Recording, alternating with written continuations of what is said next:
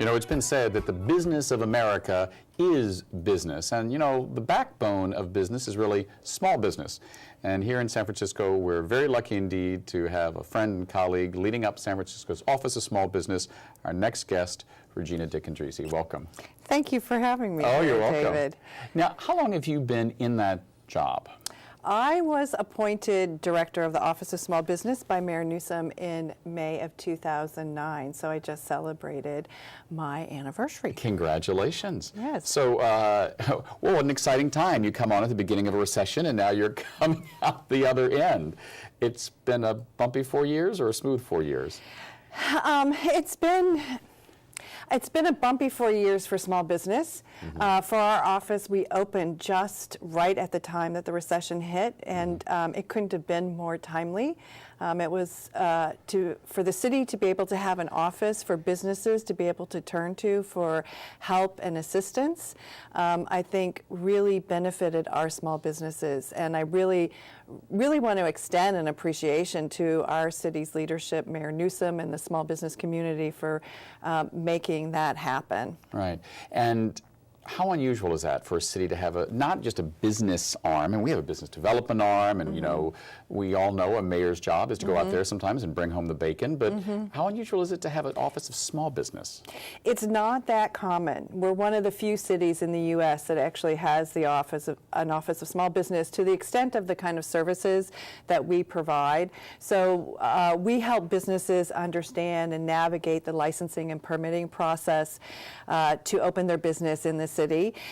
Plus also connect them to city resources. And one of our city resources that we have in San Francisco is our LGBT Center, which has an economic development arm, and they are partially funded by the city to help our LGBT businesses either start up, grow, expand, access the capital resources to help their businesses or technical resources that they may need.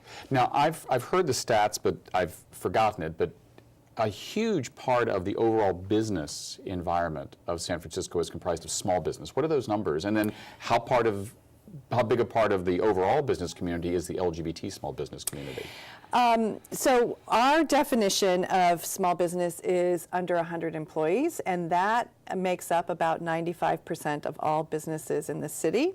And so by huge numbers, most business is small business. And the fact that, and in that 95%, there's about 58,000 small businesses that are sole proprietors. So we have a large number of businesses that are sole proprietors, individuals who might be CPAs, consultants, things of that sort. So, so yes, our economy is in San Francisco is strongly driven by our small businesses, and small business also employs just about 50% of all employees in the city as well. And so, of that 95%, how much is the 10%, the gay community part of it? You know, I unfortunately don't know. Yeah. We don't have the stats, and with our business registration, we don't necessarily track that. It'd be interesting. It'd be interesting to know, to be able to see if. Perhaps we'll take a look at conducting a study to be able to get that information. Because I know that you were part of just a very successful annual event. I actually spoke at it with Ken Stram. I always say, work with people smarter than you, like people like you and Ken. They make you look good. And Ken did an amazing marketing presentation at Small Business Week. And it always delights me that the gay business community is a big part of Small Business Week. It is a big part of Small Business Week. Small Business Week, we have a committee of volunteers that consist of my office, the Office of Small Business, plus the Small Business Administration. But the Golden Gate Business Association, Eric Goforth, was also on the committee, or is on the committee. And the Golden Gate Business Association is an LGBT business group, Correct. And one of the signature events during Small Business Week is Meetup. Yes, is the Meetup. Mega Make Contact. That's it. Mega Make Contact. Yeah. And This year we had about 300 attendees, and it is an event that is put together by the Golden Gate Business Association, the LGBT Center, the Merchants of Upper Market in Castro, and Wells Fargo Bank. Yeah, you know, I always say that the basis of sort of my small business, and I think the basis of any small business or business in general, is building relationships, which means you have to be honest. So I have a philosophical question for you. Here in San Francisco, which is a city that has been progressive in LGBT politics and whatnot for the last, you know, well, actually for its whole history, how important is being out to being a good LGBT business? I think it's very important because it really helps shape the identity of your business. It shapes your identity for your business. I think your customers or the businesses that you do business with, that's an important factor for them to know. Many customers or businesses want to do business with businesses that are LGBT businesses and to support each other. That's one of the key elements of the Golden Gate Business Association too, is so that the LGBT businesses are also supporting each other. The other component that is from my end, from the city side, is that my role is to bring in the diverse voices of small business into City Hall. Not only do we help businesses understand the licensing and permitting process, but when we are developing policies, recently we changed our business tax structure. So it was important for Mayor Lee to have a very broad voice in helping sort of shape that change in our business tax structure. And so having the LGBT business, business association, the LGBT Center, where businesses are clearly identified as LGBT, then that voice is able to be brought in to help shape policy. Right.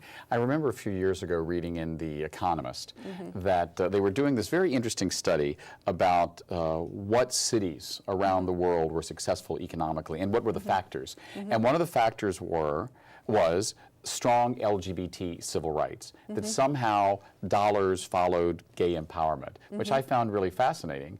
Do you find other cities sometimes, or have you gotten calls or emails of other cities saying, you know, San Francisco does a great job with its small business office. How can you help us set one up? I mean, i.e., do you have people copying you or trying to copy your efforts? I do, and the key thing is having the support from the business community, but also support from the city leadership in ensuring that you have the office. We're very fortunate in San Francisco that we have the leadership, and it's really continued and grown with under Mayor Lee in terms of his business programs that he's developed for small businesses. But it's an easy model to replicate. It just requires dollars and the leadership within the local government to be able to do it. Well, let's talk about it. It takes dollars. So you were set up at a time when you were really needed, the recession, and small business people, myself included, were like, well, how are we going to get through this? I remember in 2009, it kind of hit, and 2010, our year-end business goal was to stay open. You know, that was the goal. Now we seem to be turning a corner. Is that true in San Francisco, or are we at the beginning of another economic boom for small business, knock wood? I mean, I see a lot of construction cranes along Market. That's good for small businesses of all sorts. We are at an economic turning corner. I mean, there are some business sectors that are turning the corner a little more. You know, they're able to go a little more faster around the corner. Some are taking a little more time to get around the corner, just by the nature of the type of business it is.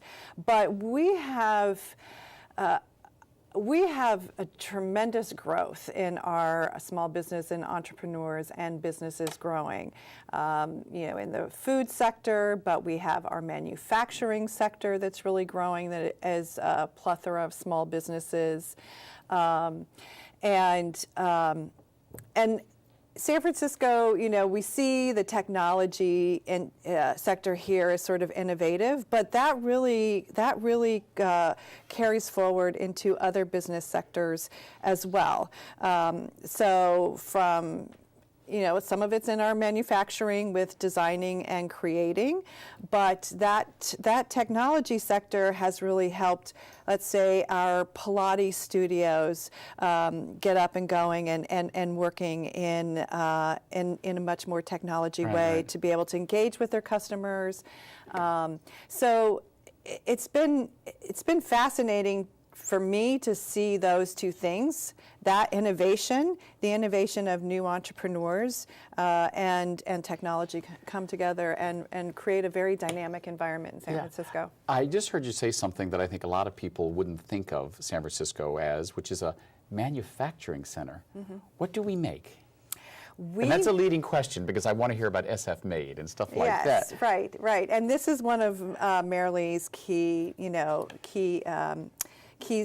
initiatives to grow our local manufacturing, so that we're innovating manufacturing in a very new and different way than the model of the 1920s and the 1930s. And to have manufacturing in a city like San Francisco that's very small, we need to think of it as being able to grow this in tighter spaces. Technology helps to create that. But what do we have? We have breweries, from Anchor Steam to Magnolia Brewery to Thirsty Bear to Speakeasy. So we have wineries as well. But we also are very big in food. So we have a lot of there are a lot of businesses that are creating really sophisticated and refined chocolates. We have coffee roasters. We have Dodo Case, which designs the cases for iPads. And we have a lot of very small manufacturers. So this necklace actually is from one of our SF Made companies, Booty Boutique. And so we have jewelers. We have clothing makers. So, and then of course we have one of our oldest manufacturers in the city is McCroskey Mattress. That's right. So and that's physically made in the city. That is physically made in the city. Talk a little bit in our last few moments about SF Made. What, you said this was an initiative of, was it Mayor Lee's initiative? Or it started about right at the same time as he came on, but it is one of his signature initiatives for him to support and really grow our manufacturing base. Yeah, and I know it's exciting to everyone from SF Travel to work with organizations like China SF. They really want to show that San Francisco makes products to extend the brand of the city. I mean, so is it a public-private partnership? It is a public and private partnership. So SF Made, so the city partially supports through funding SF Made. And SF Made acts as an entity to help our manufacturing businesses with their needs to grow, to start and grow in the city. So we recently rezoned a section of the eastern section of the city so that we could retain manufacturing. And one of the services that SF Made provides is helping manufacturers either find new space or when they need to grow and grow into a larger space, be able to help them identify that space. They also help them, they're developing actually a workforce program to work with youth and individuals who might want to start a job in manufacturing, but through our workforce program with the city and with Juma Ventures to help provide a supply for jobs in our manufacturing industry. So if there's a small business that's looking to make something, maybe the advice from the city is you don't need to go to China, you can just go to China Basin, maybe. Exactly. Thank you, Regina. Thank you. We've been speaking with Regina Dick-Endrizzi from San Francisco's Office of Small Business. Next up, we're going to talk about traveling around the world solo with author Teresa Rodriguez. We'll be right back.